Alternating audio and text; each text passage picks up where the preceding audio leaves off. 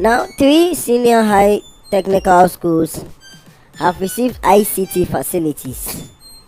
This is very good news when we see how certain bodies are, taking part in pushing forward education and the well-being of our students in this nation. The Israeli embassy inaugurated these three information and communication technology laboratories in three different senior high technical schools to enhance, the teaching of ICT in Ghana. Now, apparently, the classroom laboratories cost about 46,000 US dollars to complete. They were undertaken under the Israeli Embassy's Education for Digital Innovation project. Yeah, it aims to support the government's drive to project digitalization as well as innovation in the economy and in the education sector as a whole. Now, the schools which benefited from these facilities were Amasamai Senior High Technical School, and then also Tema Amahia Senior High Technical School, and then Wali Wali Senior High Technical School. So you see that they are all technical schools. Now, the laboratories they received were equipped with 20 laptops, with one laptop for the domain and instructor or the teacher of the ICT lab, one printer, and two routers for internet access, as well as one smart TV, flat screen TV, for the students to follow the teacher's instructions. All of the three schools received these same number of laptops, printers, Wi-Fi routers, and as well as the smart TVs, smart flat screen TVs. So the opening of the ICT laboratory was done at a ceremony to inaugurate these labs in their schools. Even one was done particularly in Amasama Senior High Technical School in Accra. That was last Tuesday, where the Israeli ambassador to Ghana was present, and then we saw some people from Liberia and Sierra Leone who were also in that camp, also coming to grace the event. We have people like Miss Shlomet Sufa, who was there, and I remember she explained that the project was aimed at enhancing ICT education among students because our world is moving fast in ICT age, and some of the things we need to get in terms with will not be able to be possible until we get this ICT stuff on our fingertips. So their aim was to equip these schools with updated information technology as well as with tools and things that they could use, practically.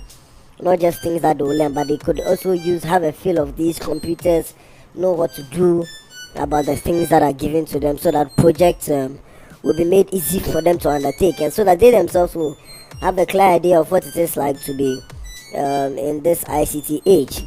Now, as an embassy, they are hoping to extend the project to even more schools apart from these three schools that have benefited from them so far. So they are hoping that they will continue to do this, but they need support from the education ministries as well as from well-meaning bodies that would like to partner with them, to build this type of programs and to give capacity to our students and our children in this nation.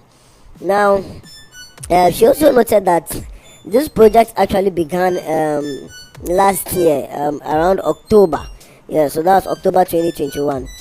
That was when the first set of three senior high schools were selected, and then from there they did their part to get the resources, the monies, and all the that they needed from different places. With support from the Ministry of Education, and also with the Vice President's office behind them. And now it has been brought to pass. Last year, um, when they started out, they even thought it may not be that soon. They were thinking maybe it could take up to October of this year, but see, we have not reached half of the year yet, and then they've been able to do this. So that is it for ICT news, and for our children and our pupils and our students. Now, they also want the students to use this for their benefits and not for playing games or going to some stupid sites to do unnecessary things. In fact, the students in these schools, and also as well as the other schools that will be benefiting from this in future, should make sure that they make very good use of this. You will not get this laptop and computers and you're going to unnecessary sites, sports betting sites, or some pornographic sites. It is not allowed. It is for you to study and to find out good things and to learn things that will help you. So the students are being warned, don't play with this opportunity at all, because you know how some students are, they don't take certain things into consideration. Some of our folks, they didn't have these chances to even be given a computer to use. You get it? So make sure you don't play with it at all. This is not a time for you to go to sports betting sites to try and stake some wins with some football matches. At all. Don't even try that.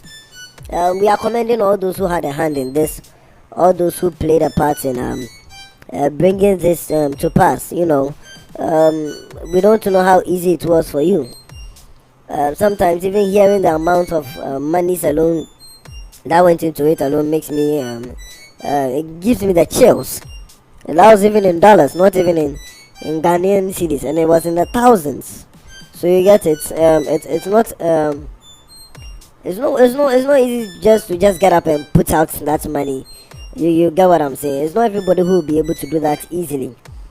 So let's commend them all for the work they are doing, and even the Israeli government's commitment also to continue to work in partnership with this nation is also a good thing, as long as the government is also playing their part to improve ICT education in the country. We are sure this will go a long way to make this nation better than we already are.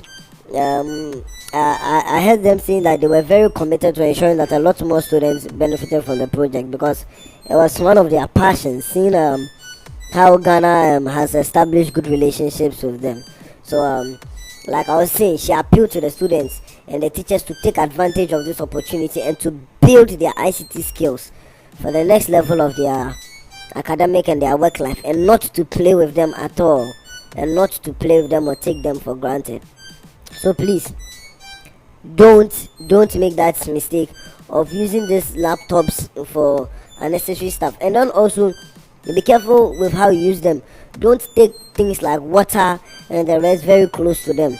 Some of you students, you behave in some ways that you sometimes deserve to be lashed, because you see something like a laptop, fresh brand new, you take a sachet of pure water and you put it right by the side, and if by mistake it spills and it pours inside it and it damages it, you will not be able to bear the cost, because you say it's for the government. That thing has to stop. Take good care of it like it's your own. Don't eat around the laptop, don't drink water around the laptop. In fact, don't even cough around the laptops. You understand? So this is to those schools who have received them so far, especially those people who are in those Wale people. Please be very careful. Treat the machines well. So that the other people who are going to come after you, they too will be able to learn from it and benefit from it. Remember, it is not for you only, and it's not for your badge only, but others will continue to use it till many more are added to the number.